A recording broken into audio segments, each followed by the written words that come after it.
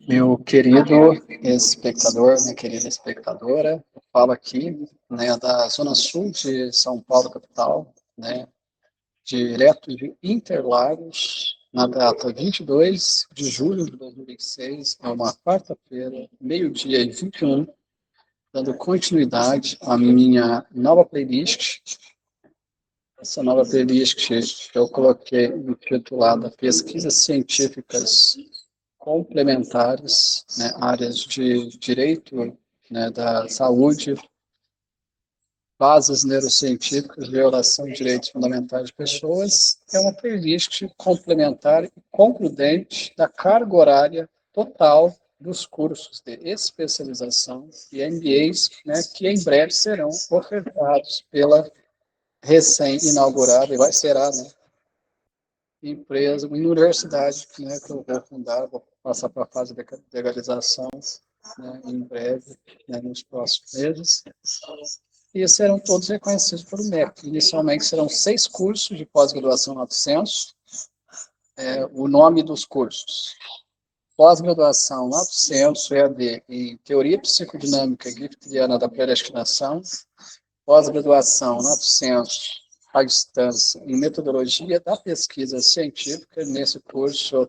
né, apresento um método científico inovador. Você consegue produzir do zero artigos científicos em qualquer temática, qualquer área de conhecimento, em tempo recorde, de forma ética, segura, confiável, pesquisas bem conduzidas, sejam elas quali, quanti ou mix.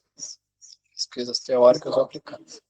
É um método inovador. Ganha do método Felipe Ascenso, que ele é pós-doc em Direito, coordenador do programa de pós-doutorado em Direito da Umber University, fica lá dos Estados Unidos. Ele tem um método científico próprio, é o método U10, muito bem conhecido por quem já fez mentorias com ele, eu já fiz. Eu fiz para conhecer. Para vencer a concorrência, né, a gente tem que conhecer concorrer. Ganha do método da doutora em Neurociência da Universidade Federal do Pernambuco, né, a Islane Martins, que também tem, né, uma empresa voltada para assessoria científica, o próprio método científico delas, quando de pesquisa, é um método muito avançado. Né? O meu é mais avançado que o meu. E o meu também ganha da doutora em Ciências da Educação da Universidade de Brasília, a doutora Isa Sararrego, que ela é muito bem conhecida, uma empresária muito bem sucedida. Né? O trabalho dessas pessoas que eu estou falando, não estou falando mal, estou falando bem. São profissionais sérios, probos, conduzem muito bem as suas pesquisas, e cada um possui o seu próprio método de produzir ciência desenvolvido ao longo da sua trajetória científica. O que eu estou dizendo é que eu conheci o método de cada uma dessas pessoas, as duas doutoras desse doutor, antes de eu desenvolver o meu próprio método. E eu desenvolvi um método muito mais poderoso e capaz, né? E falo com propriedade, né? Quem quiser acompanhar minhas métricas, já ultrapassei as métricas científicas de impacto, quantidade, abrangência, originalidade, qualidade, desses doutores e outros mais. Então, quer dizer, as provas falam por si só, não é nenhum demérito para essas pessoas. Isso não impossibilita que essas pessoas venham ser minhas parceiras, né, na minha empresa, assim que tiver recém-fundada, e nessa pós-graduação também, por que não? Porque esses três não podem vir lecionar junto comigo, ou vice-versa, enfim, isso é algo futuro, pode ser pensado. Mas eu desenvolvo um método mais inovador que o dos três, muito mais poderoso. E quem cursar, né, que vai se tornar especialista em metodologia da pesquisa científica, né, pela universidade online, que em breve, né, será legalizada e vai ofertar esse curso, cursar com, né, um profissional, um pesquisador científico renomado, com expert, né, com expertise, né, muito grande, em larga escala, nessa área científica, e você vai poder replicar esse método para a produção científica em quaisquer temáticas de quaisquer áreas de conhecimento. Claro, começando com a sua área, com as suas áreas de formação. Então, outro curso de pós-graduação, falei dois nomes. Pós-graduação em, né, deixa eu lembrar o nome aqui, são 3 MBAs, 1, 2, 3. Teoria psicodinâmica da predestinação, já falei um. Né, metodologia da pesquisa científica, já falei outro. Vou passar para os MBAs. São 3 MBAs, né, que serão inicialmente ofertados. MBA em marketing digital, MBA em Análise Demonstrativos Financeiros e Contábeis, Valuation e Modelagem Estatística Financeira Avançada. MBA em Precificação de Produtos e Serviços. Então, esses são os 3 MBAs. E as outras especializações, cada MBA com carga horária de 420 horas, cursados em período mínimo de 12 meses, com pagamentos mensais sucessivos. A pessoa pode fazer dependendo, né, do interesse da pessoa, pagar à vista, fazer um pacote de curso de especialização, de repente mais de um curso, né, fazer uma negociação com desconto. Estou aberto a negociações. Né? Pessoas de baixa renda, eu respeito, né, a capacidade contributiva de cada pessoa. Quem tem condições de pagar, que pague. Né? Quem tem condições de pagar e não paga, é desrespeito. Mas quem não tem condições de pagar e eu cobrar, aí já sou eu que não vou desrespeitar, lógico que não, porque eu respeito, né, a capacidade contributiva de cada pessoa, então estou aberto a negociações. Quem comprovar hipossuficiência financeira em cursos que são pagos vai ter bolsa integral, vai cursar gratuitamente, faz questão de ajudar. Então, esses são 6 cursos, estou esquecendo o nome de um, mas aqui eu tenho. E uma outra pós é a pós-graduação em vida reprodutiva e sexual feminina, EAD também. Esse é específico para mulheres. São os 6 cursos inicialmente serão ofertados nessa universidade que eu vou fundar em breve, nos próximos meses. E os 2 cursos técnicos, né, serão ofertados para pessoas, né, com deficiência, visando a inserção e permanência dessa parcela da população no mercado de trabalho, serão ofertados de forma totalmente gratuita. Como profissionalização, eu vou passar pelo reconhecimento do MEC para serem oferecidos já como técnicos, não serão cursos meramente profissionalizantes, embora os cursos profissionalizantes já sejam reconhecidos pelo mercado de trabalho, não nessa área acadêmica, assim, tipo, no mercado de trabalho mas eu quero que esses cursos já comecem como técnicos para que as pessoas com deficiência tenham reconhecimento não só dentro do mercado de trabalho, mas também dentro da área acadêmica científica, possibilitando a ascensão acadêmico-científica, abrindo mais portas de ascensão profissional, financeira e mobilidade social para cada um. Por isso. Essa segunda videoaula, na primeira eu abordei a questão de abusos institucionais envolvendo pedofilia e outros crimes, né, praticados por seitas, né, e o que a literatura científica internacional de abuso ritual satânico diz a respeito disso, né, pois para que as provas desses crimes não cheguem à realidade, né, existem 2 principais barreiras. Uma é a barreira humana, né, chamada tribunal interno e externo, que a seitas têm, né, sejam subornos, favorecimentos da autoridade para que elas não façam nada, finjam que não enxergaram a realidade, e, portanto, essas lideranças não sejam penalizadas, e uma barreira que não se enxerga. Assim, enxerga os rituais, enxerga lá, né, rituais, né, roupas, né, movimentos, né, símbolos, né, objetos sendo utilizados para invocação demoníaca. Isso é o que se enxerga nessa situação. Mas essa segunda barreira não se enxerga exatamente ela, que são os demônios, né? A pessoa não vê isso, mas os efeitos se percebem. Quando se percebe muita dificuldade, uma dificuldade exagerada de autoridades, enxergarem até as provas que estão nas mãos delas, já é difícil chegar, mas quando chega, as autoridades muito bem informadas, juízes, desembargadores, promotores, muito bem informadas, com acesso a provas concretas e com pareceres totalmente incoerentes, como se tivessem cegas, não dá para explicar com aspectos, fatores humanos. Ainda mais para quem já sabe, né, dessas práticas institucionalizadas de rituais satânicos, macumbaria dentro, né, dessas instituições. Está bem explicado que existem espíritos, demônios, cegando a mente de juízes para que nem o estudo, nem a formação de décadas de experiência profissional consiga ser suficiente para enxergar o que está na frente deles. Provas, testemunhas, né? Por exemplo, provas ali de assassinato, um vídeo, alguém matando alguém, e o juiz falar que foi só uma ofensa. Né? Ou, de repente, provas de que uma seita, ao expulsar um membro, né, entrou em contato com a agência de trabalho, né, provocando perdas laborais, financeiras, acadêmico, científico de uma pessoa e um juiz dizer que aquilo não extrapolou a seara interna religiosa. É miopia? É catarata? É preguiça? Duvido. Juízes não são preguiçosos. Se fosse, nem seria contratado. Falta de formação? Não, são muito bem instruídos. Miopia, não. Se fossem cegos, eles estariam afastados para tratamento de saúde, para até voltar ao trabalho. É o quê? Favorecimento? Ah, sim, tribunal interno ocorre favorecimento financeiro, né, e sexuais para que esse juiz finja que não enxergar. Mas só rituais satânicos também. Tá? Demônios interferindo. Para que nem o estudo desse juízo seja o suficiente para que eles enxerguem as provas e testemunhos que estão na frente deles.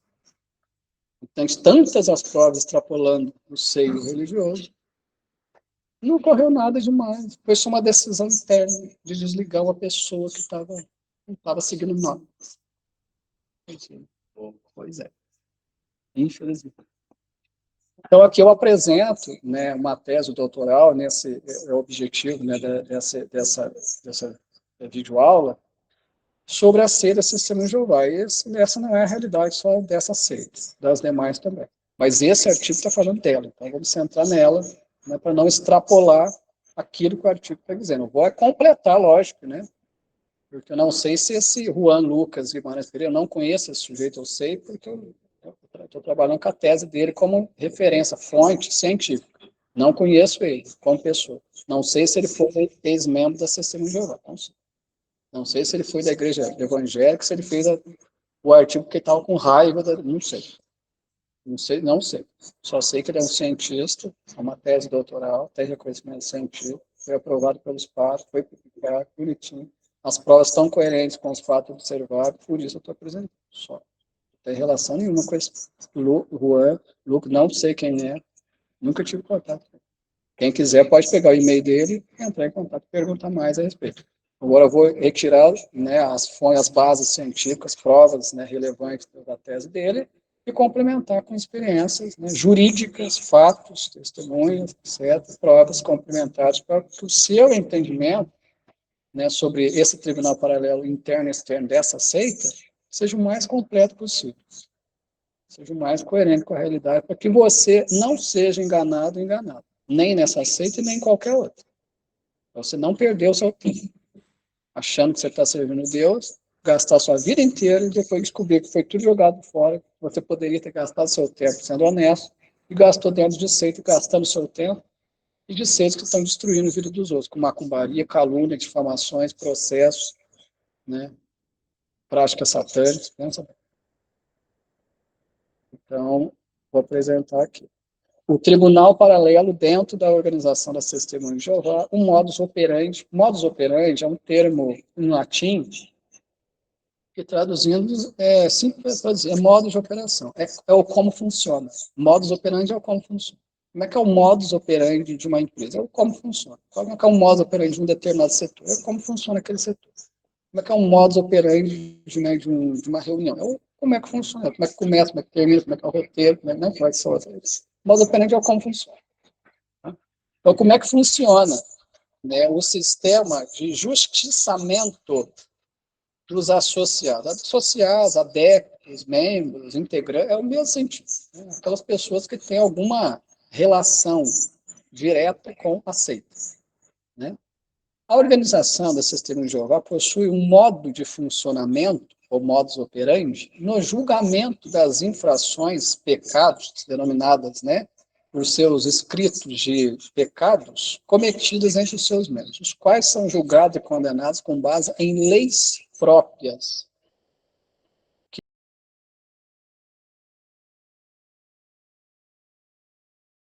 tem os direitos fundamentais dos indivíduos associados, infringindo na jurisdição do direito penal brasileiro. De certo modo, essa forma de praticar justiça acarreta em consequências jurídicas graves, tanto para o acusado quanto para o acusador.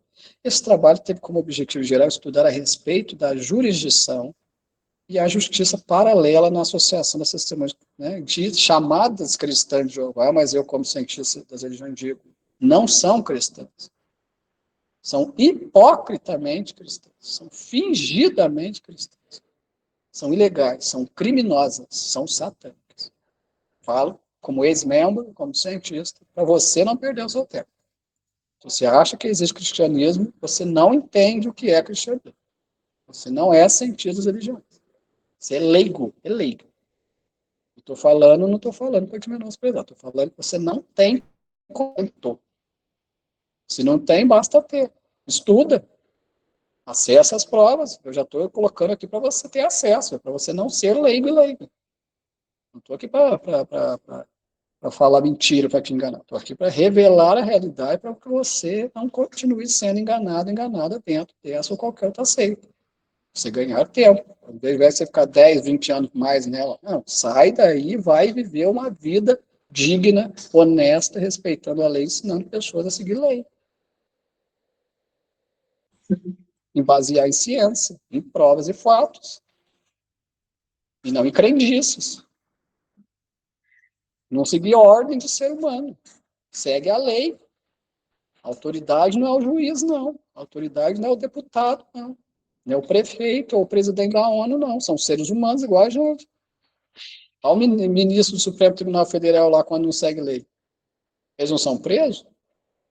Presidentes, né? Dilma Rousseff lá teve um impeachment por quê que derrubou ela do poder?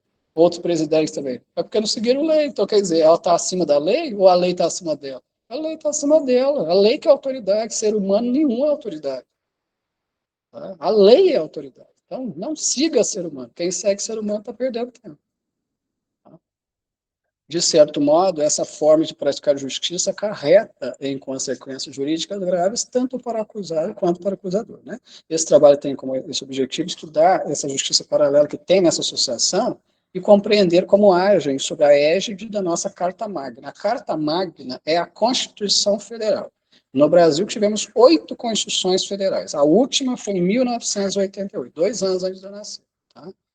Muitas emendas constitucionais. A Constituição Federal é a lei de maior hierarquia dentro da nação brasileira. Ela que constitui o país. Abaixo dela, aí tem toda a legislação, né, infraconstitucional, assim chamada, né, leis ordinárias, leis delegadas, né. Existem as constituições dos estados, né, cada estado tem sua constituição estadual, né, cada município tem a sua lei orgânica municipal, que seria a Constituição Municipal. Tem os códigos, né, Código Civil, Código Penal, Código de Processo Civil, Código de Processo Penal, né, tem os estatutos, enfim, né, tem todo esse é o conjunto, né, o arcabouço jurídico, né, da nação brasileira. Então, na nossa Carta Magna, ele tem tudo o que tem que imperar e ser seguido por toda legislação menor. Qualquer legislação abaixo da Constituição que não a siga é anticonstitucional. Cabe até recurso no Supremo Tribunal Federal, né, de anticonstitucionalidade para correção, retificação de qualquer legislação ou norma que não siga e respeite a Constituição Federal. E os ensinos internos dessa seita e das demais não seguem. Não tem nenhuma religião, né, que na verdade não é religião, é seita, que siga fielmente a Constituição Federal e a Declaração Universal dos Direitos Humanos. Não tem. Se você quiser que tem, eu provo para você que não tem. Traga para mim as práticas, aquilo que você acha, né, que lá na sua igreja é seguido, no seu templo é seguido, que eu provo para você que está desrespeitando o seu direito, você, por não ter conhecimento jurídico, você não sabe. Você está sendo escravizado, marginalizado, excluído, excluída, enganado, enganada, sem saber.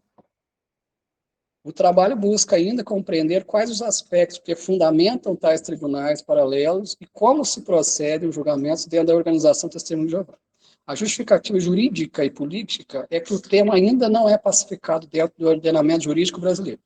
A justificativa social para a pesquisa é que o modus operandi, o modo, né, o como funciona essa organização, ainda permeia o nosso dia a dia, repercutindo no direito fundamental dos indivíduos julgados, o que requer uma análise profunda desses impactos. O método utilizado, né, foi o bibliográfico e a técnica de coleta de dados documental, né, indireta.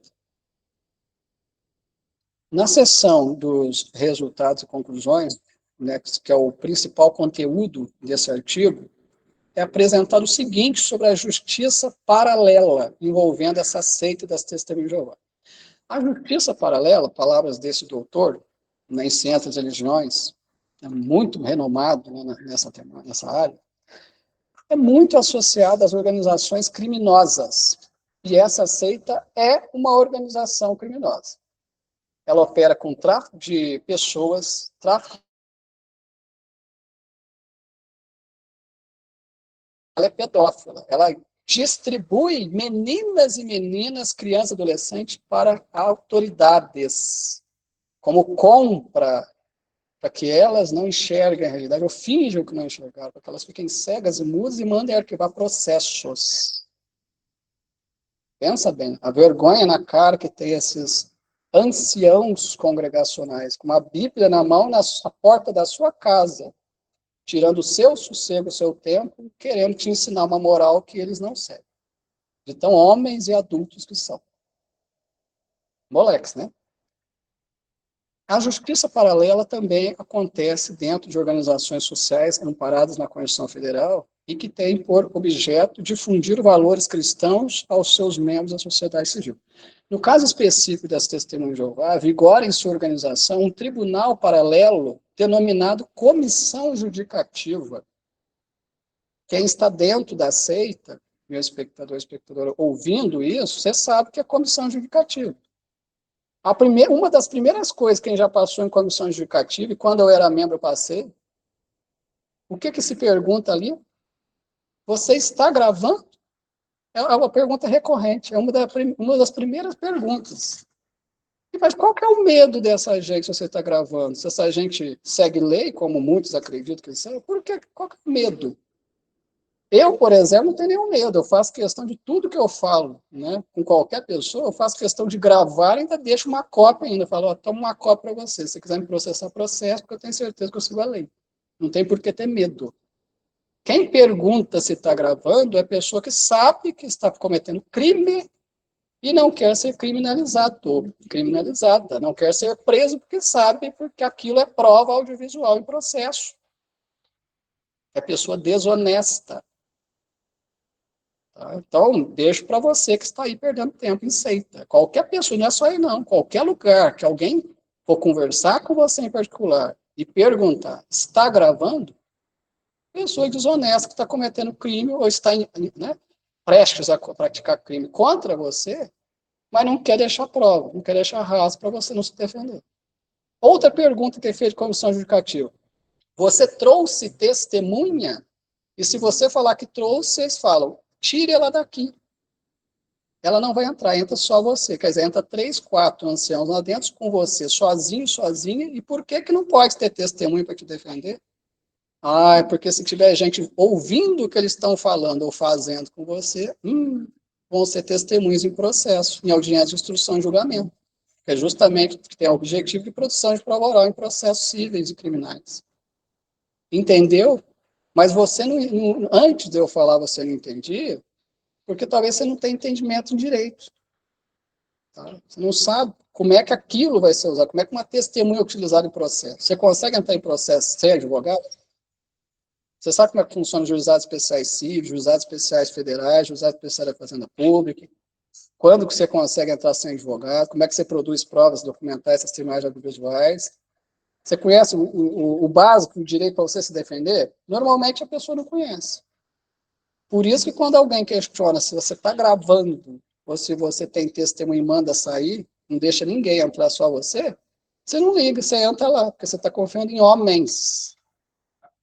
Você não está confiando naquele Deus que você está falando que você está servindo. Os escritos sagrados, em geral, não falam que uma pessoa que realmente segue a Deus não segue a lei? Ué, mas se essas pessoas estão seguindo a Deus, qual que é a dificuldade de seguir o que a lei manda? De respeitar o seu direito de gravar, ou delas próprias gravar e te dar uma cópia, o seu direito de ter testemunho, a sua liberdade de pensamento e expressão. Qual que é a dificuldade delas de respeitar isso? Como é que elas dizem que serve Deus se elas não respeitam a lei? Pois é, já fica aí uma dica. Eles utilizam-se de um modo de funcionar, o qual se baseia em um verdadeiro tribunal paralelo. E a jurisprudência em vigência dessas comissões é tão somente os preceitos e doutrinas interpretados pela cúpula da organização. O que é a cúpula? A cúpula é a elite, os fundadores. Quem que fundou a religião do sistema já? Charles Taze Russell, já morreu. Né? Foi lá em 1983, lá no estado da Pensilvânia, nos Estados Unidos, ele fundou lá, né, criou a Sociedade Jurídica de Testemunho de Jeová, se espalhou para o mundo todo, né, ela já passou por várias reestruturações societárias, hoje já não está mais lá, ela está lá em Washington, nos Estados Unidos, né, os membros da CUP se chamam corpo governante, todos eles moleques também, pedófilos também, muitos deles já foram presos, né, e a equipe que está lá também é pedófila, são eles que lideram esse tribunal paralelo. Eu já falo direto já para você não perder seu tempo. Estou falando. Os fundadores são pedófilos e eles institucionalizaram a pedofilia na seita no Brasil e no mundo. E se você quer mais provas, eu já fiz 2 lives, né, com entrevistadores jornalísticos e expus ali dezenas de condenações criminais em diversos países do mundo, México, Austrália, Estados Unidos, Portugal, Espanha, Inglaterra e Brasil, né, de condenações criminais envolvendo casos de pedofilia praticados por anciãos de testemunho de Jeová. Um caso recente, eu já citei no vídeo anterior, e teve um caso que eu expus, uma matéria jornalística que foi publicada no SBT News, 15 salões do reino das testemunhas de Jeová e Cesarulejo, em que anciãos estão abusando sexualmente, né, de menores há décadas, e que hoje as provas estão escancaradas, as condenações estão vindo agora. Um outro caso, né, aqui de São Paulo capital, uma menina que hoje tem 20, hoje ela não era uma menina, uma moça, né, tem 27 anos, ela mora no Reino Unido. Quando ela era adolescente, ela morava em São Paulo capital, num salão de assembleias, onde se reúne cerca de 5.000 pessoas da Testemunha de Jeová. Ela era abusada sexualmente por superintendente viajante no intervalo. Pensa bem, mais de 5.000 pessoas, a menina sendo abusada sexualmente, toda a assembleia, todo mundo sabendo e quieto. Ninguém falava nada. Será que é só o viajante que tinha que ser preso? Hoje ele está preso, ele pegou 15 anos de prisão. Inclusive, eu já expus o caso dele no YouTube. Né? Graças a Deus, sem vergonha, foi para a cadeia. Que morre lá. Que tem vários que abusam sexualmente dele lá para ele aprender a fazer isso mais. Né? Tem que acontecer isso.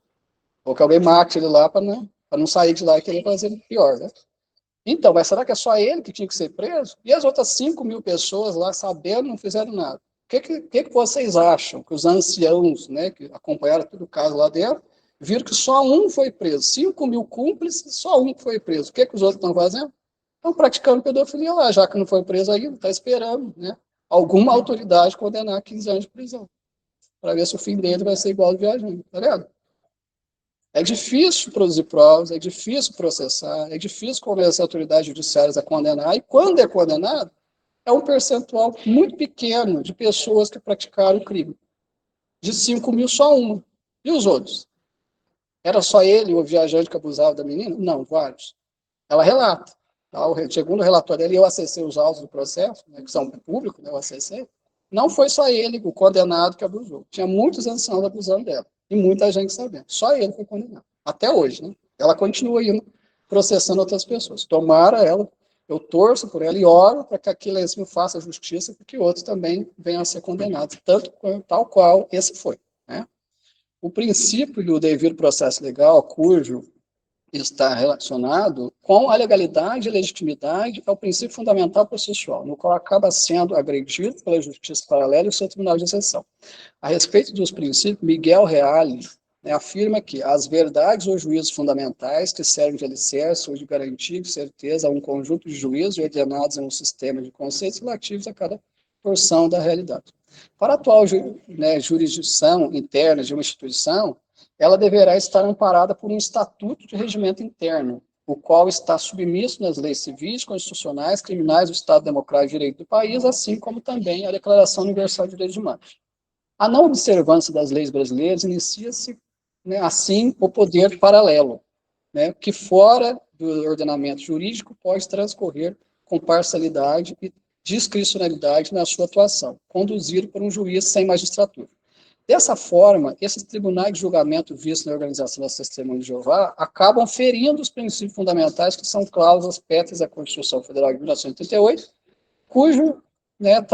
cuja Carta Magna trata dos direitos e garantias fundamentais do indivíduo. Então, traduzindo o que está dizendo aqui, é que a Carta Magna e o Código de Processo Civil, né, e o Código de Processo Penal, eles preceituam um direito fundamental que é o devido processo legal, o contraditório e a ampla defesa. Sem esses quesitos, nenhum procedimento, seja administrativo ou judicial, comissão judicativa, processo administrativo disciplinar em universidades, né, reuniões, etc., né, procedimentos investigativos, sejam internos ou até judiciais, né, eles têm validade.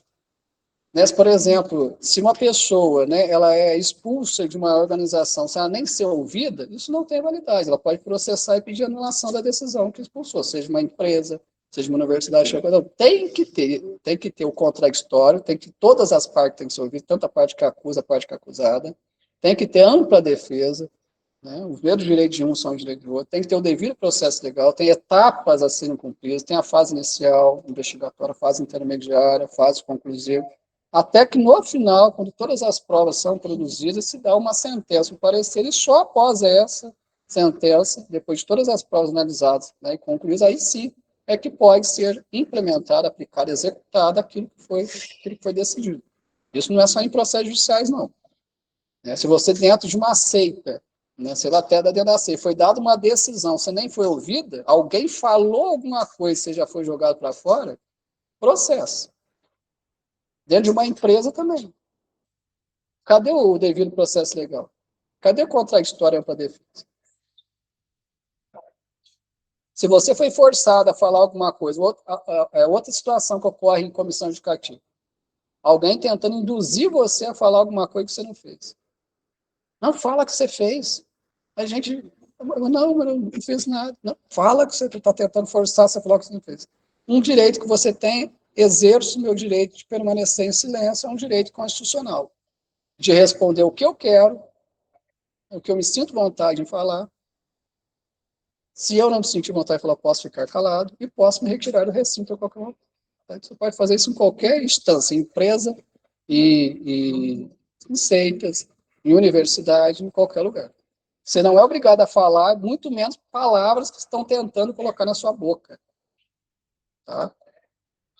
A não observância das leis brasileiras. A observância de você respeitar, a observância, por exemplo, do respeito à presença de testemunhas, do respeito ao seu direito de gravar, ou de ter uma cópia daquilo que foi, né, documentado, respeito, por exemplo, aos seus direitos reivindicados, né, a sua liberdade de pensamento. Uma coisa é você expor direito violado e reclamar que eles sejam respeitados. Outra coisa é você querer confusão, tá? E normalmente pessoas desonestas, né, fingem que não entenderam uma reivindicação de direitos e dizem que você está tentando arrumar um problema.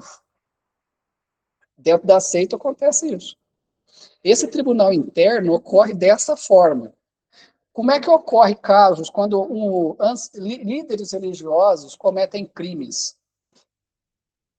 Quais são, né, os setores, né, ou quais são os procedimentos jurídicos adotados dentro, né, da seita ou religião, né, se prefere chamar de religião onde você está, para investigar condutas criminosas de seus líderes? Eles investigam com bom ânimo, com boa fé? Eles tomam a iniciativa de denunciar para autoridades? Eles colhem provas, né, concretas, são coerentes com elas? Ou eles nem se dão o trabalho de querer saber o que aconteceu? As instâncias superiores de onde você está, da seita que você está numa igreja católica, e tem algo a questionar, denunciar, local. A diocese, ela toma partido do conhecimento, para acompanhar tudo que está acontecendo, mesmo que as primeiras decisões partam do local, para depois para o regional, para depois para o estadual. Tá, mas as instâncias superiores estão acompanhando para saber se as instâncias locais estão agindo corretamente, ou se está tendo ilegalidade, se está tendo ocultamento de provas, e você, como vítima, está sem proteção nenhuma, né? Está morrendo de medo porque, né, as lideranças estão te coagindo a ficar calado. Pois é. É mais um indício de ilegalidade e inobservância legal, que as seitas todas operacionalizam. As instâncias superiores, normalmente, fazem pouco caso, não estão nem aí, o que está acontecendo no local. Isso favorece com que o primeiro grau, vamos dizer assim, com que as autoridades locais, vamos dizer, nem são autoridades, na verdade, as lideranças locais, façam o que queiram, cometam todos os crimes e não deixem que instâncias regionais, estaduais, nacionais e internacionais saibam, porque se souberem, talvez elas tenham problema até internamente. Se cair na mão de alguém ali que não seja desonesto, ou talvez não tão desonesto, se é que tem. O Tribunal de Exceção. Tribunais de exceção são tribunais criados após o ato com competência para julgar apenas casos específicos em caráter excepcional, estando em total desacordo com o Estado Democrático de Direito e geralmente utilizado na justiça paralela ou em regimes ditatoriais. Os tribunais de exceção vêm permeando ao longo dos séculos, mesmo sendo uma medida retrógrada, e que fere o ordenamento jurídico brasileiro. Esse método de tribunal ainda se encontra nos meios onde a justiça paralela se sobrepõe à luz do Estado Democrático de Direito como resquícios de tempos sombrios. Conforme prevê a Constituição Federal de 1988, em seu artigo 5º, inciso 37, diz: não haverá juiz no Tribunal de Exceção. A injunção do inciso 8º, no 53, aliás, no mesmo artigo, reza que ninguém será processado nem sentenciado senão pela autoridade competente. O ministro Celso de Mello, ministro do Supremo Tribunal Federal, assegura a questão sobre a criação de tribunais de exceção pelo Estado.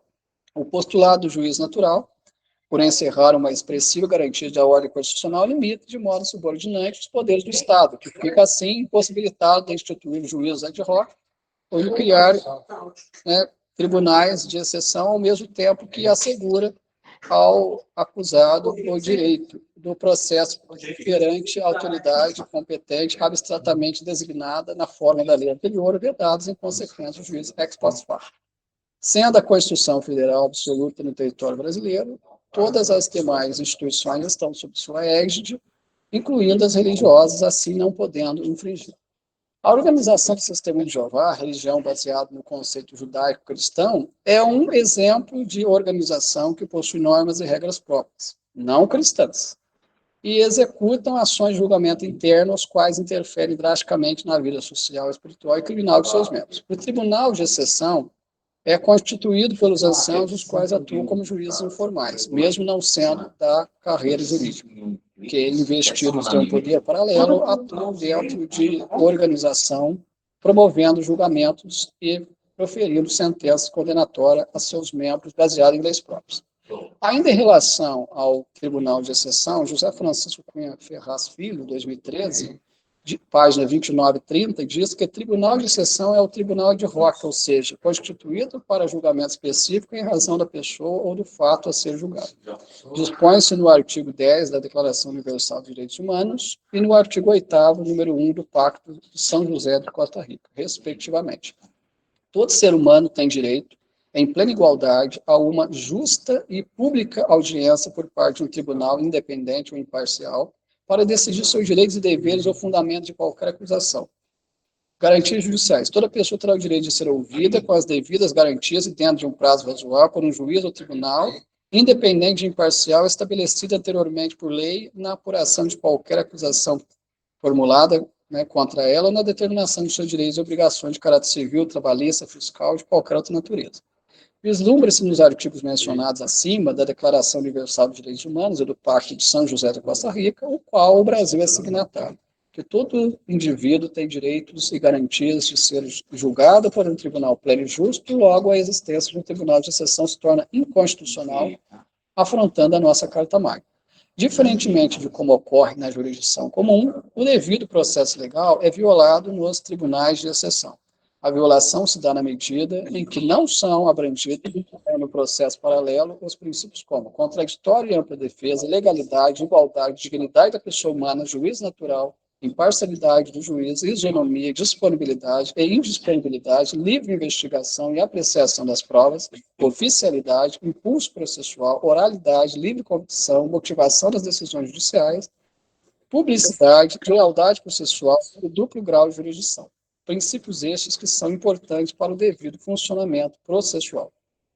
A Convenção Americana sobre os Direitos Humanos é bastante clara em seu artigo 8º, no qual diz: toda pessoa tem direito a ser ouvida com as devidas garantias e dentro de um prazo razoável no tribunal competente, independente e imparcial, estabelecido anteriormente por lei, na criação de qualquer acusação formulada contra ela, ou para que se determine seus direitos e obrigações de natureza civil, trabalhista, fiscal, de qualquer natureza. O processo, seja ele penal ou civil, deve ser público, salvo que for necessário para preservar os interesses da justiça.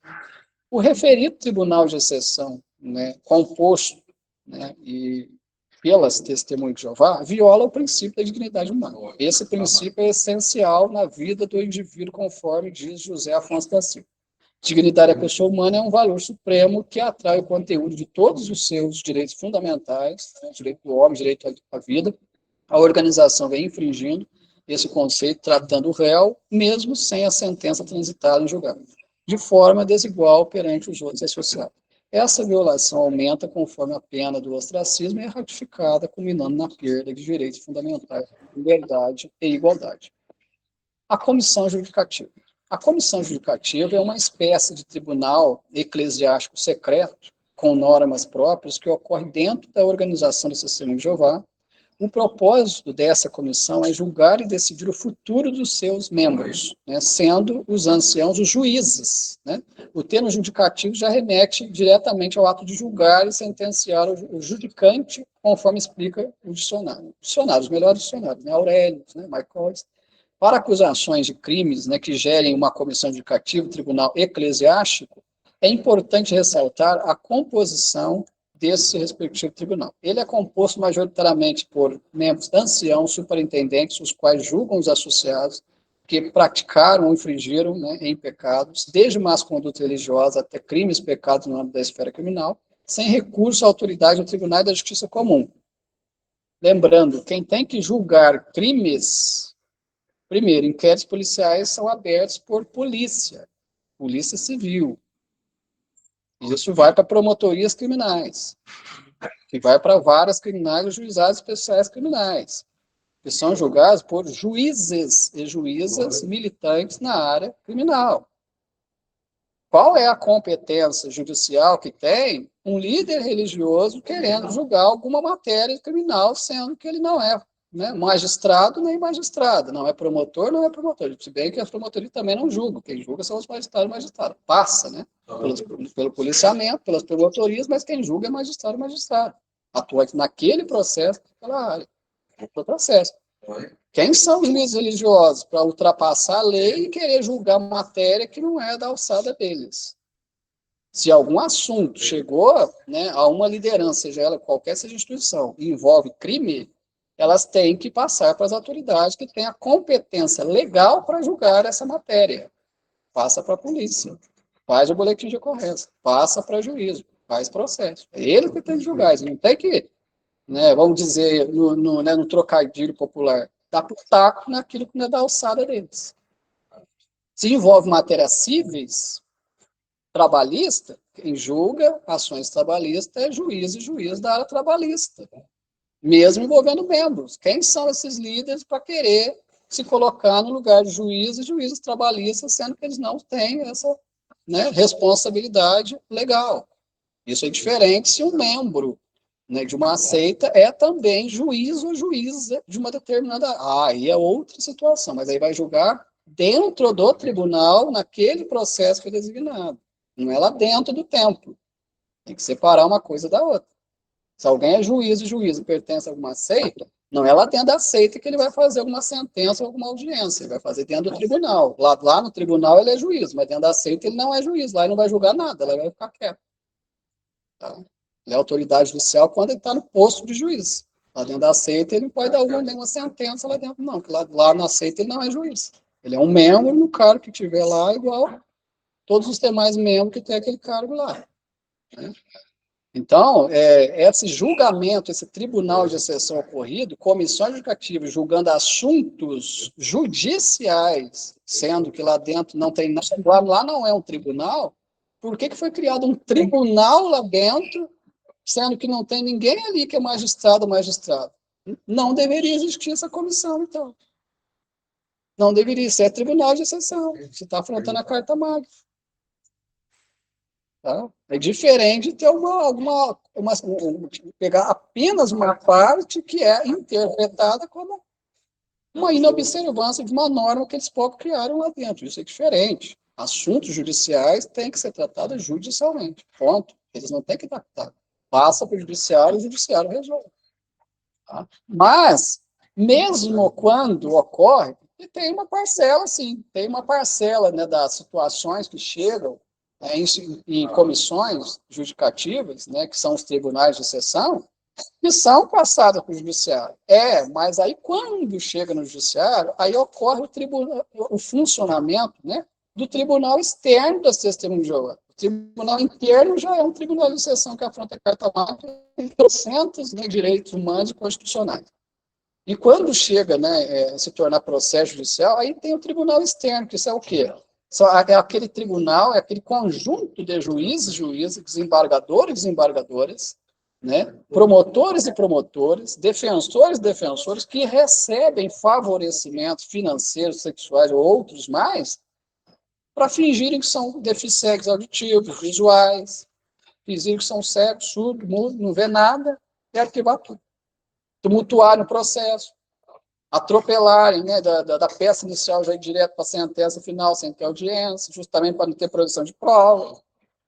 A pessoa coloca 6 testemunhos, não pode, né, o juiz começa a tirar testemunho, não, porque tem testemunho demais, não, porque tem prova demais, não, porque enviou link do Drive, 500 links aqui no Drive, tem muitas coisas, não, é que eu acessei o link e não vi, está fora do ar, né, quer dizer, começa a fingir que não viu, que não teve acesso, que não, essas provas são poucas, não, porque tem vídeo mostrando 500 coisas, não, é uma coisa só, então não é nada, então, quer dizer, aí começa a torcer todos os fatos, todos contra. Por quê?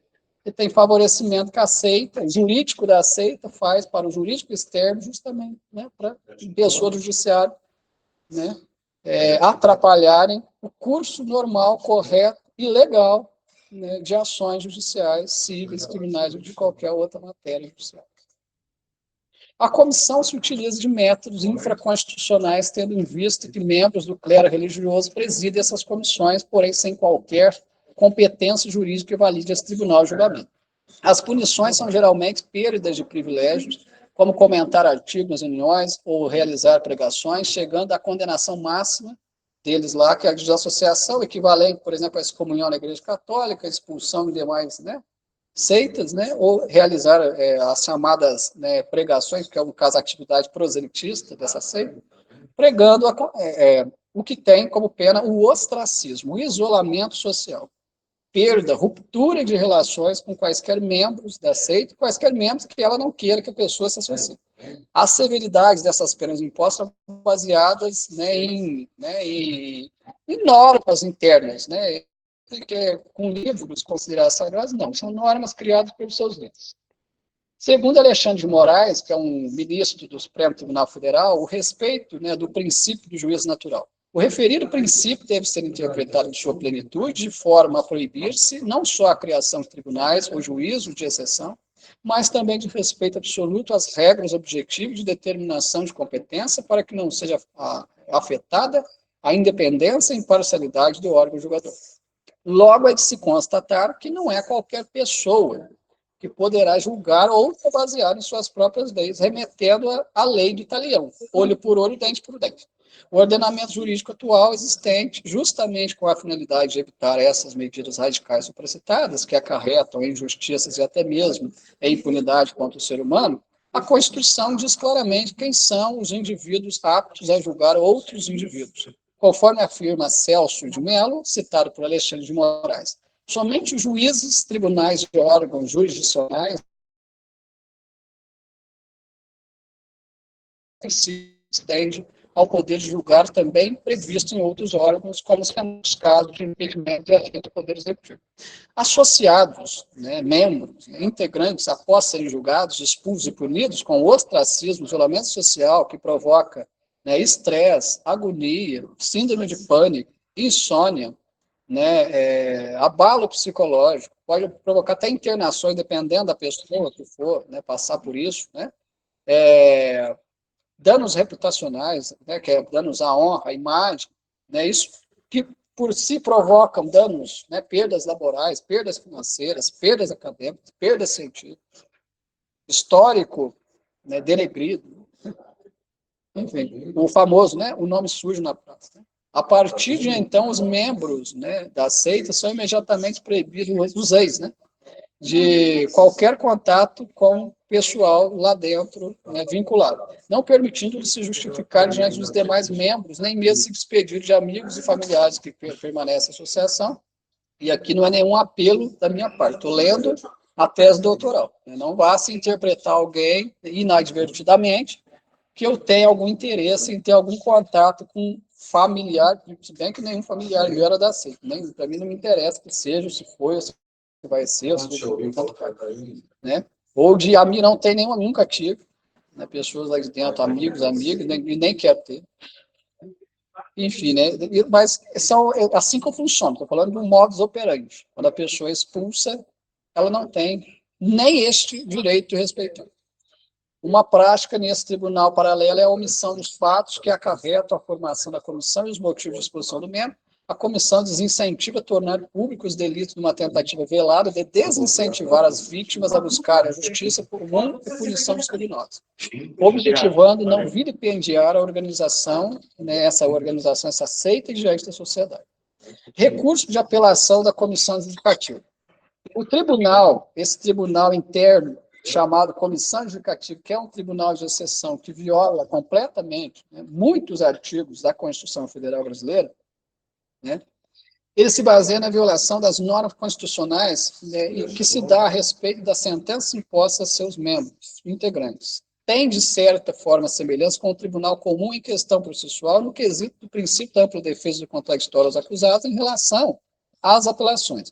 Princípio esse fundamental que se encontra no artigo 5º, inciso 55 da Constituição Federal de 88. Aos litigantes em processo judicial ou administrativo e aos acusados, em geral, são assegurados o contraditório em ampla defesa com os meios de recurso a ela inerentes.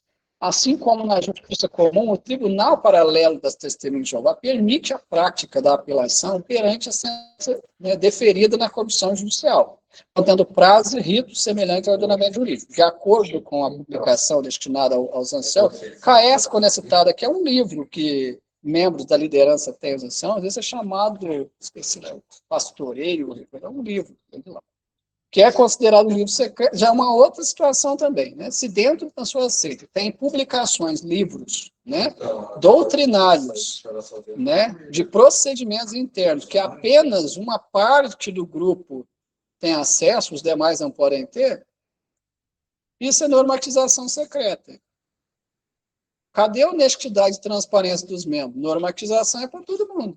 E todo mundo tem que conhecer antes de entrar, não é depois. Tá? A pessoa, quando, né, a pessoa não passa com proselitismo, seja qual for a seita que for, a pessoa não tem que primeiro entrar para depois saber o que acontece. Ela tem que saber antes para ver se vale a pena entrar ou não. É diferente de uma empresa. A empresa não tem que explicar para você como é que funciona lá dentro antes de você entrar. Não, primeiro você faz o processo seletivo, entrevista. Quando você está lá dentro, você passa um treinamento inicial, caso necessário, lá dentro, para você atuar lá dentro. Você conhecer. É diferente. Uma empresa é diferente. Estou falando de empresa, estou falando de seitas. Se você quer filiar alguma seita, se é do seu interesse, isso tem que ser feito antes, não é depois que você está lá dentro. E tudo, é 100% de funcionamento. E qual? Não existe nenhuma que faz isso. Tá? Quer dizer, você vai ficar décadas lá dentro mofando, não vai saber a realidade, e se um dia souber, você vai se deparar com a situação. Cara, joguei minha vida inteira fora aqui. Continuo aqui, sendo cúmplice, que é o que a maioria faz, ou eu saio daqui para começar, depois de décadas de atraso, uma vida honesta. Quer dizer, não é que você não tenha sido honesto, né? Continuar minha vida honesta, né, que eu tive aqui, sem saber que era desonesto, mas continuar fora daqui, porque eu estou vendo que aqui é todo mundo desonesto, só eu que estou fazendo isso. Quer dizer, o cara está falando de dentro da seita, do espaço onde eu estou gravando. Enfim, né, de acordo com a publicação destinada aos anciãos, né, no caso, o prazo de apelação é 7 dias, né, dependendo do caso, pode ser posterior para um período maior. E quando, né, você leva provas, todos os fatos, as narrativas, testemunhos não são permitidos, gravação não são permitidas, pronto. Se você já não teve o seu direito de gravar testemunho, já não foi respeitado. O seu direito de gravar já não foi respeitado. É óbvio que nenhuma decisão de uma comissão, nem da sua apelação, ela vai ser favorável a você. Por quê? Porque você não tem provas. Essa gente sabe que você está certo, que você está correto, que essa gente é criminosa, está cometendo crime. Mas como você não teve provas, e aí? O que você vai dizer isso em processo judicial? Aí você vai ter que ralar, igual eu ralei, já consegui provas, nem processar isso mesmo. Eu processei a Associação Turística de Bebidas Tatuadas, fica em Cesar do Leme. Processei lá, teve vários processos que eu fiz em face dessa seita, com provas. Ou então até tentar também justamente produzir próprio. Pode entrar com a obrigação de fazer, né, solicitando exibição de documentos, vídeos, etc., né, de pessoa lá de dentro, né, para poder provar qualquer coisa que você tenha que acusar. Isso também serve, essa ação serve como produção de prova judicial que pode ser utilizada em ações civis e criminais também. Tá? Você pode acionar órgãos de controle, né, enfim, etc. Isso também serve para você.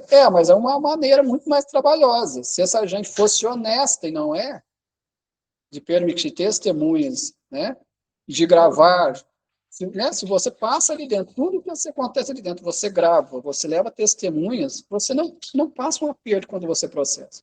Seus direitos são facilmente comprovados e respeitados por ordem judicial. Tá? Então, quer dizer, quando você passou por uma comissão, já não teve gravação, não teve testemunho, o contraditório já não foi respeitado, devido processo legal não foi respeitado, ampla defesa não foi respeitado. Tem vários artigos da Constituição Federal embasando cada um desses princípios. Ou seja, a Constituição Federal não foi respeitada. Você sai vitimizado dali e sem qualquer possibilidade de fazer justiça, a menos que você consiga produzir provas do lado de fora, como eu fiz. E depois, né, que me vitimizaram ali, eu tive que produzir provas e processar. Hoje eu tenho provas. Por isso, tardiamente, eu processei, mas ainda dentro do tempo. Né? De acordo com o artigo 216 do Código de Processo Civil, uma ação civil indenizatória por danos morais, você tem um prazo de 3 anos a partir da data do fato, para você ingressar. Então, se você faz isso dentro do tempo, uma ação trabalhista, depois que você é desligado, você tem um prazo de 2 anos para entrar com a reclamação trabalhista. E juizar, uma ação trabalhista pode ingressar com justo postulante, sem advogado. Uma ação civil, se for até 20 salários mínimos, você entra no juizado especial civil, juizado, né, se for órgãos particulares, né, que não sejam públicos, né, sem advogado, acima de 20 salários mínimos até 40 salários mínimos com advogado. Ou em várias comuns, né, com advogado, se o valor for maior de 40 salários mínimos. E juizado especial da Fazenda Pública até 20 salários mínimos, né, se for órgão público que desrespeitou os seus direitos, né, que gerou danos morais e materiais, sem advogado até 20 salários mínimos, acima de 20 e até 40 salários mínimos com advogado. Ou em várias comuns da Fazenda Pública, se for órgão público que violou seus direitos, né, só com advogado. Na Justiça Federal tem os juizados especiais também. Se envolver órgão que tem vínculo com a União, né, universidades federais, Caixa Econômica Federal, INSS, então são os órgãos, né, autarquias federais, é lá na Justiça Federal. Tem o Juizado Especial Federal, que permite ações de até 60 salários mínimos, que você pode ingressar sem advogado. Acima disso, tem que ter advogado em vários comuns federais. Tá? Então, você pode produzir as provas e acionar, desde que seja dentro do prazo, essas competências, né, judiciais na sua comarca. Você pode ingressar ou na comarca onde você mora, ou na comarca, uma comarca traduzindo município, né, é a unidade jurisdicional. Né, ou onde você mora, ou aonde a outra parte, quem você está processando, mora. Por exemplo, eu processei a SEG de Cecília Jeová. Eu moro em São Paulo, capital, a SEG de Cesarolândia. Opcionalmente, eu posso processar aqui se eu quiser.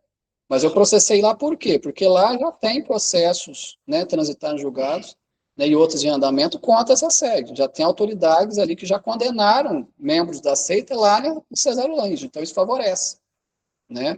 Se o processo cai na mão de juízes que já estão cientes desse processo, e a probabilidade é muito grande de acontecer isso, naturalmente, a própria jurisprudência daquele tribunal, né, já tende já a condenar. Por quê? Porque já tem condenação, já sabe como é que esse povo é criminoso. É diferente de pegar numa comarca de São Paulo que ninguém sabe nada da sistema de Jeová. Então, aí vai achar, vai dar o princípio da boa-fé, né? Não é achar, vai dar carta branca até que você tenha, né, evidências de que essa associação é criminosa. Diferente de cair em Cesarolândia, que lá já o judiciário já sabidamente, né, conhece essa seita por uma organização criminosa. Então, ali é muito fácil vencer ações contra essa seita. Né, se cai na mão de juiz que já conhece o histórico dessa seita. O judicante não permite que o réu tenha o direito assegurado pela Constituição ao contraditório quando cerca o acusado em constituir um advogado para sua defesa. A necessidade da presença do advogado no tribunal é essencial para o cumprimento do dever legal, conforme expresso o artigo 133 da Carta Magna, que versa: o advogado é indispensável à administração da justiça, sendo inviolável por seus atos e manifestações no exercício da profissão nos limites da lei. Logo, o ordenamento jurídico prevê a incorporação da regra da essencialidade, pois sem advogado ou advogada não existirá uma justiça justa, ou seja, a defesa técnica adequada que todo jurisdicionada faz jus, tem direito. Sendo assim, outra violação do Tribunal de Exceção. Então, quer dizer, para que uma comissão judicativa não fosse um tribunal de exceção, para que não violasse os direitos constitucionais, primeiro, eles teriam que respeitar devido processo legal contraditório para a defesa. Teria que respeitar a presença de um advogado seu, teria que ter um advogado representando essa sede nessa comissão. Teria que ter as testemunhas de quem acusa presente, teria que ter as suas testemunhas. Antes de ter essa testemunha, teria que se ouvir amplamente as partes, fazer uma acariação, tá? E isso é contraditório, ampla defesa, devido processo legal, direito à defesa técnica adequada. Tá? Isso é direito essencial de cada ser humano. Não são, né, respeitados esses direitos. Além do mais, outra violação constatada é o sigilo e a falta de transparência nos atos, tanto na convocação, né, da pessoa, do membro da seita, né, no veredicto, seja, né, qualquer infração, né, qualquer norma infringida, qualquer acusação que foi feita por algum membro ou pessoa de fora, proferido pela comissão. Estes não podem ser oficializados sendo feitos oralmente, não deixando vestígio dos atos praticados e proferidos pela comissão judicativa. Qual que é o medo? Mais uma vez falando, essa gente tem medo que você grave, porque são criminosos. Essa gente não deixa entrar testemunhas, porque são criminosos. Se você tem um amigo, amiga, advogado que vai lá presente com você, eles não deixam entrar advogado, porque são criminosos. Tudo que é falado ali, eles não deixam registro, ninguém registra nada. E se você começar a anotar alguma coisa, eles vão tomar o papel, o caneta da sua mão, nem a escrever você vai poder, para não deixar rastro dos crimes que são cometidos em comissão. Para ver o nível da falta de transparência, da falta de respeito à legislação dessa gente. E não é só ali. Em todas as seitas tem algum tipo, algum modelo de tribunal de exceção. Estou falando de comissão de judicativa, porque eu estou falando do sistema de Jeová. Na igreja evangélica, cada um tem. Na Assembleia de Deus tem, na Deus é Amor tem, na Universal tem, na Quadrangular tem, na Wesleyana tem, na Presbiteriana tem. Todas têm. Né? No Espiritismo Carecismo tem, no Catolicismo tem. No Confucionismo, no Hinduísmo, todas têm. Só não tem com esse nome, né? Comissão judicativa é algo específico para ser de Jeová lá. Mas esse funcionamento aqui, qualquer outra seita tem também. Na justiça comum, a transparência dos atos se dá mediante o princípio da publicidade dos atos processuais. Princípio esse que ajuda a sociedade a analisar e fiscalizar as medidas tomadas pelos juízes e juízes. Princípio esse que engloba os artigos 5º, inciso 60 e 93, inciso 9 da Constituição, assim como o artigo 11 do Código de Processo Civil, o qual diz, respectivamente, a lei restringir a publicidade dos atos processuais quando a defesa da intimidade ou interesse social exigir. Todos os julgamentos dos órgãos do Poder Judiciário serão públicos e fundamentadas todas as decisões sob pena de nulidade, presença em determinados atos, às próprias partes e a seus advogados ou somente a estes, em casos nos quais a preservação do direito à intimidade no sigilo não prejudique o interesse público à informação. Todos os julgamentos dos órgãos, né, do Poder Judiciário serão públicos e fundamentadas todas as decisões sob pena de nulidade. Assim mesmo com os princípios como a publicidade dos atos processuais, contraditória e ampla defesa, sendo colorados, né, conclusões do devido processo legal, nota-se que em tribunais de exceção, essas garantias nem sempre são devidas para amplas as partes processuais. Consequências do tribunal de exceção, os prejuízos jurídicos, morais e sociais para a família. Eu começo até com um caso específico de pedofilia. Pensa bem, você que está dentro de uma seita, seja qual ela for, vamos supor a própria Testemunha de Jeová, que já é reconhecido como uma seita pedófila. Você teve um membro da sua família, seja seu filho, sua filha, primo, neto, neta, abusado sexualmente lá. Aí você, como responsável legal, sei lá, às vezes o menor você é a avó e a menor mora com você. O menor, aí você também é chamado lá para uma comissão educativa para tratar um abuso envolvido lá. Aí você não pode gravar, você não pode levar testemunho, você não pode levar advogado. Se você escrever alguma coisa, arranca do seu papel da mão.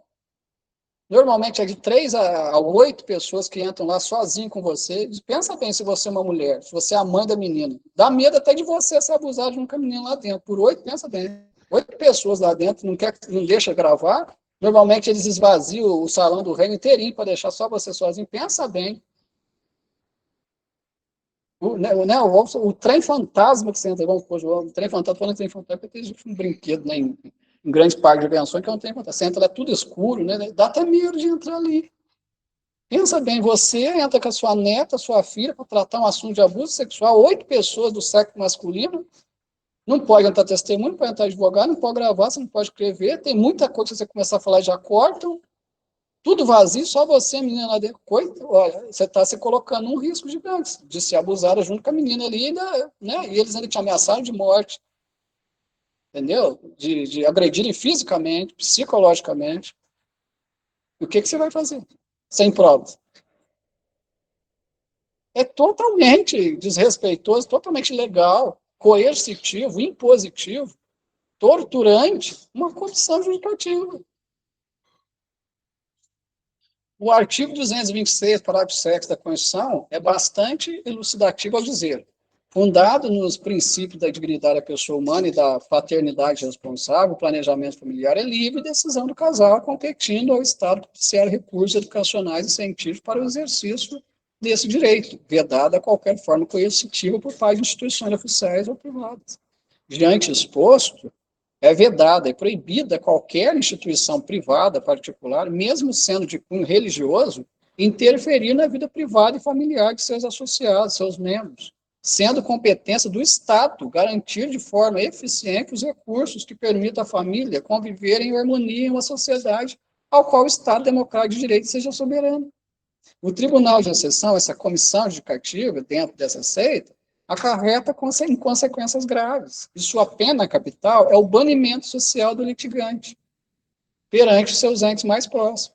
É a expulsão, é o isolamento social, é a ruptura dos vínculos fraternos, familiares, sociais. Pode provocar perdas laborais, financeiras, abalo psicológico. Depoimentos de ex-membros, né, cujos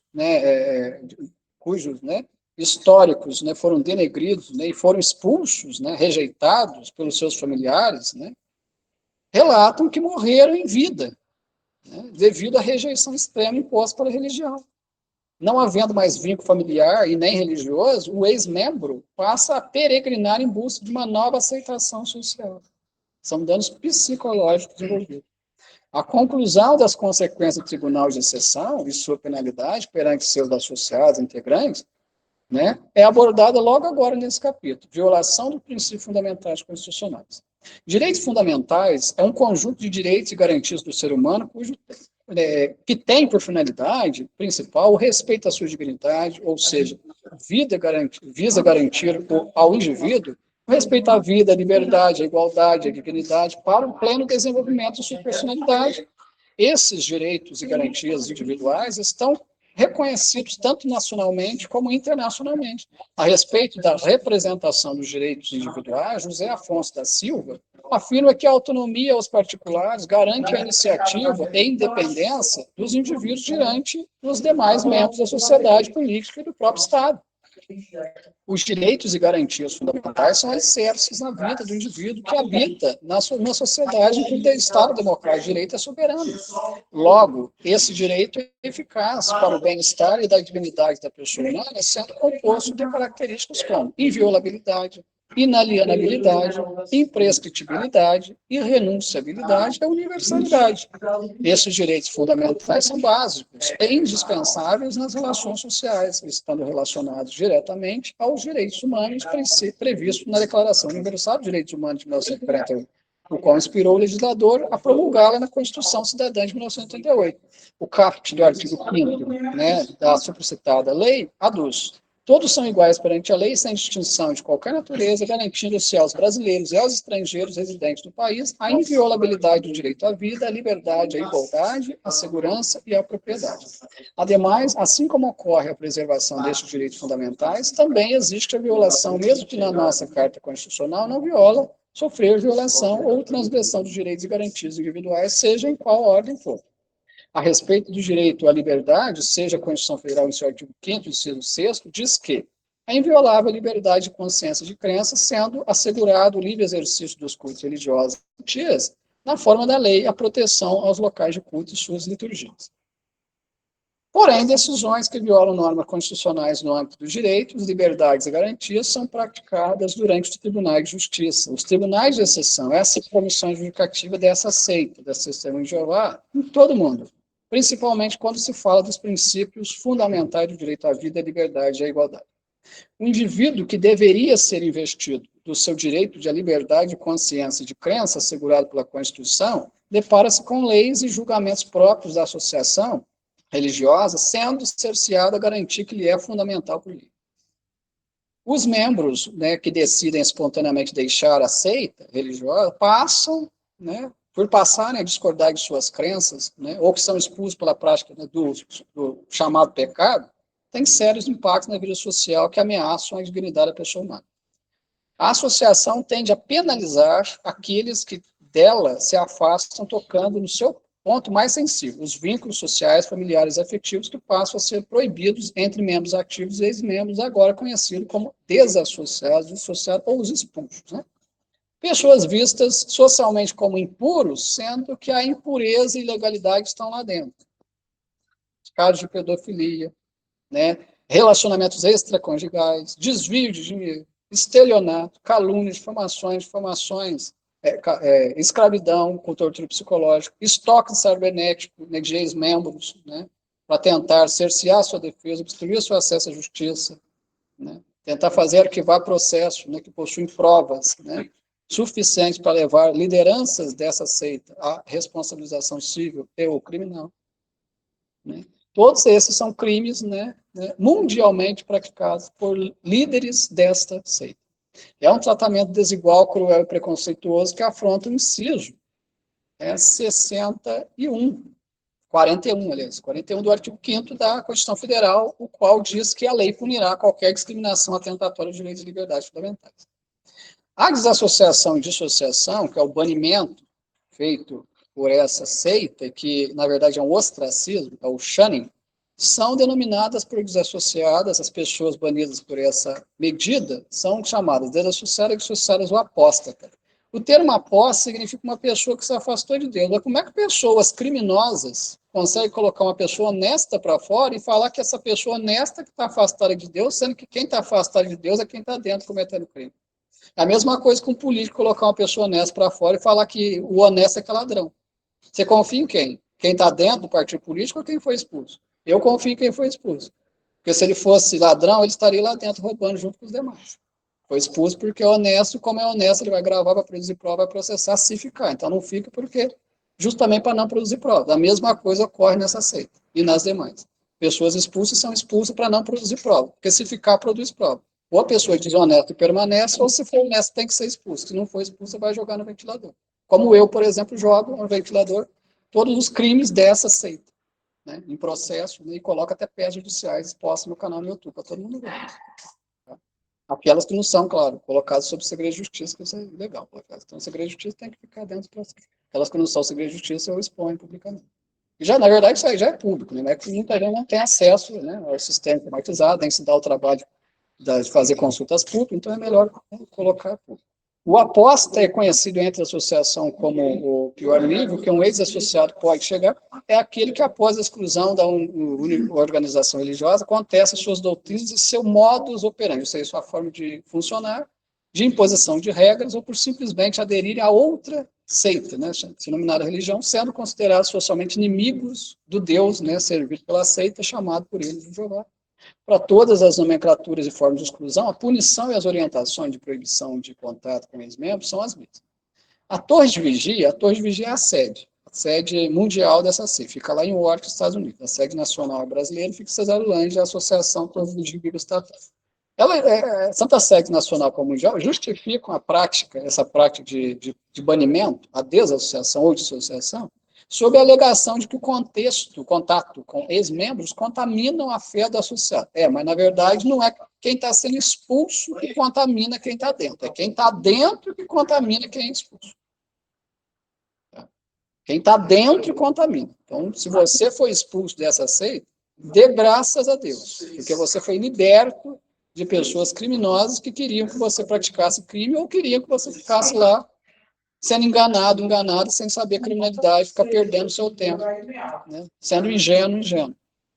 tá? Que é um desrespeito ao seu direito de ter acesso, né, às informações verdadeiras, completas, fidedignas e em tempo real.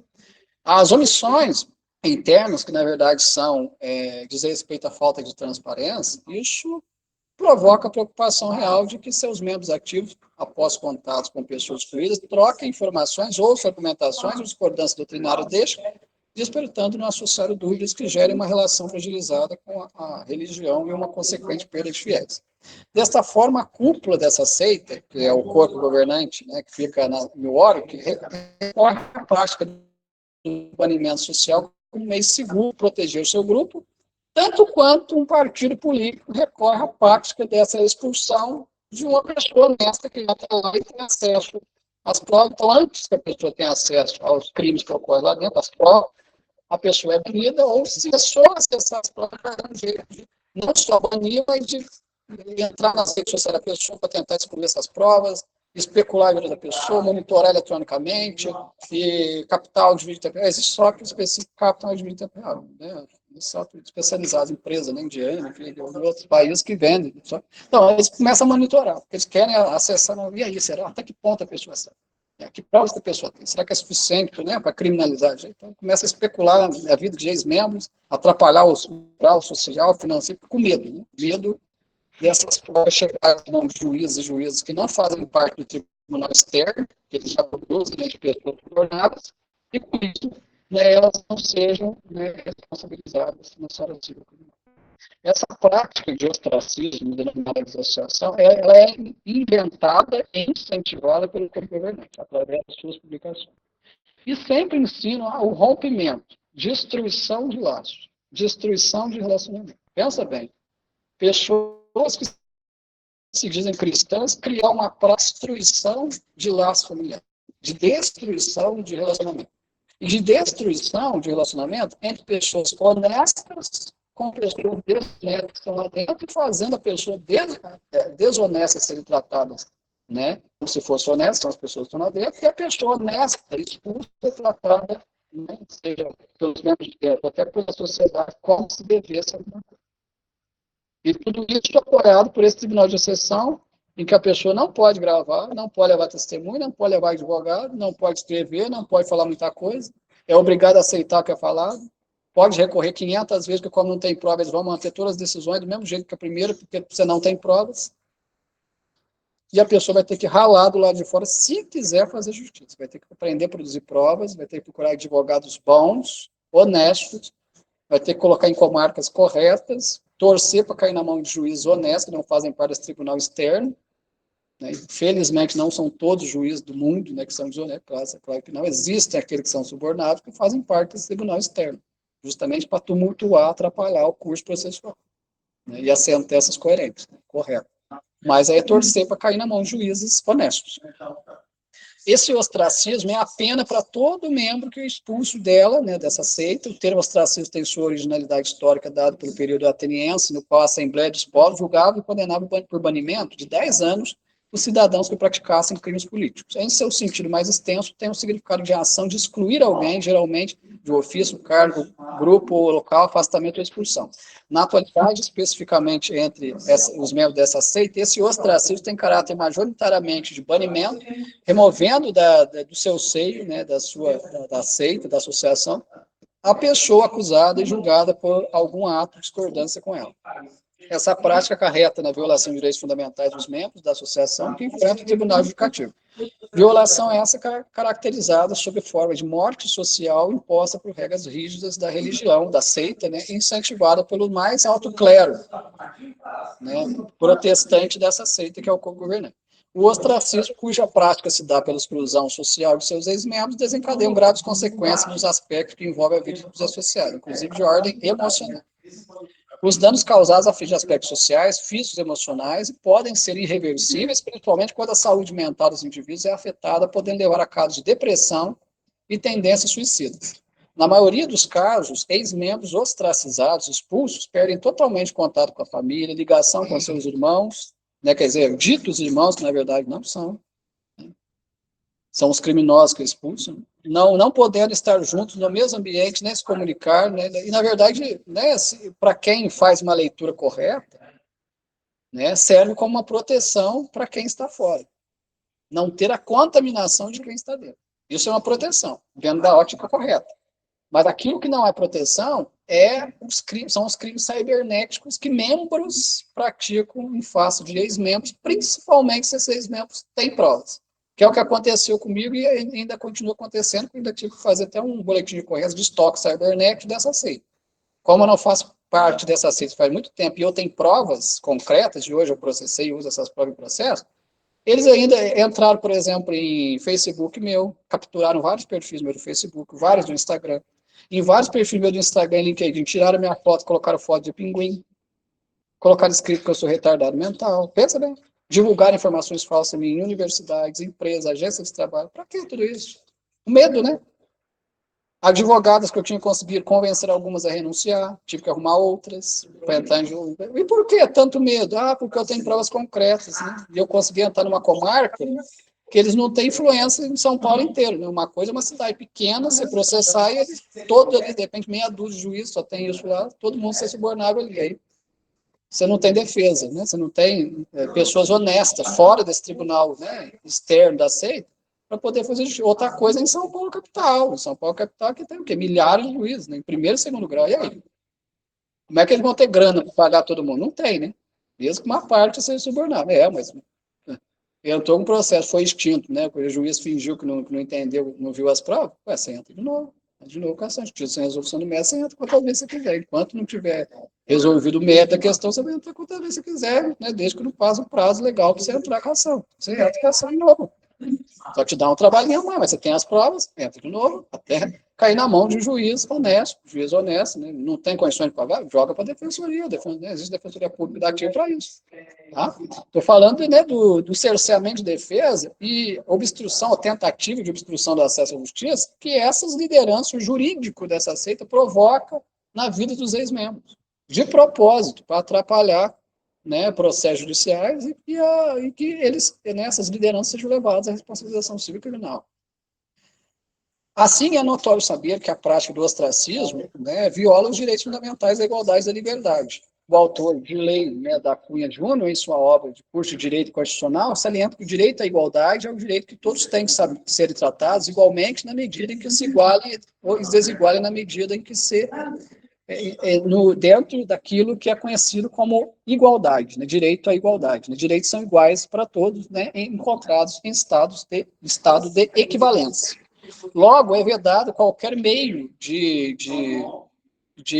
estoque, né? Lembrando que o estoque, estou falando daquela tipificação penal, né? Chamado de estoque, é chamado de perseguição, não estou falando de delírio persecutório da vítima. Eu estou falando de uma pessoa que ela está sendo vitimizada de uma maneira padronizada, sistematizada, reiterada, né, por uma ou mais pessoas que estão praticando uma série de crimes em face dela e gerando danos reputacionais, psicológicos, materiais. Tá? Isso é classificação, caracterização penal, é algo jurídico.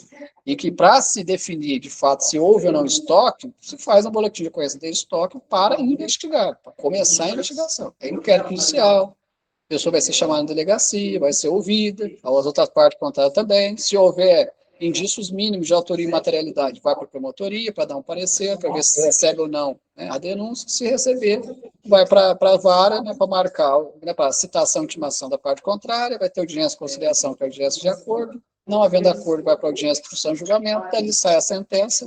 Da sentença, entra na fase recursal, não havendo recurso ou havendo e não sendo mudada, né, a sentença, terminada a fase recursal, é que ocorre o chamado trânsito em julgado, é o termo da ação.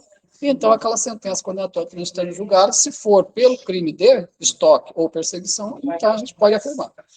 Tal pessoa, né, a parte contrária, perseguiram a vítima, né, e foram condenados por ela. Então, mas só pode afirmar isso depois, né, quando a ação era transita em julgado. Ameaça à vida, né? Essa parte eu não vou entrar, eu falo da questão de saúde. Eu trabalhei muitas questões, né, anticonstitucionais, né, muitos incisos e artigos da Constituição Federal que são infringidos pelos membros desta seita, né? Para quem quer se aprofundar nessa questão específica de saúde, envolvendo transfusões de sangue e as violações constitucionais, né, a elas inerentes, pode ler nessa tese, né? Eu deixo disponível, quem quiser receber a tese gratuitamente por e-mail, só entrar em contato comigo, e eu envio por e-mail a tese, né, para que a pessoa, né, tenha acesso a essa questão também.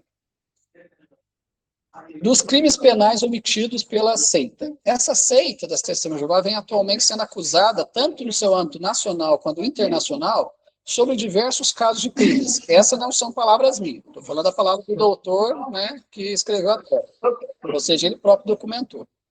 Né? Ela é acusada, né, tanto em âmbito nacional quanto internacional, sobre diversos casos de crimes contra seus membros ou omissão de delitos praticados por eles, levando ao incentivo do acobertamento dos crimes como abuso sexual, pedofilia, violência doméstica. Diversos meios de comunicação trazem denúncias concretas, cujos processos ocorrem em segredo de justiça e já foram julgados em países como Austrália, Portugal, Reino Unido, Estados Unidos.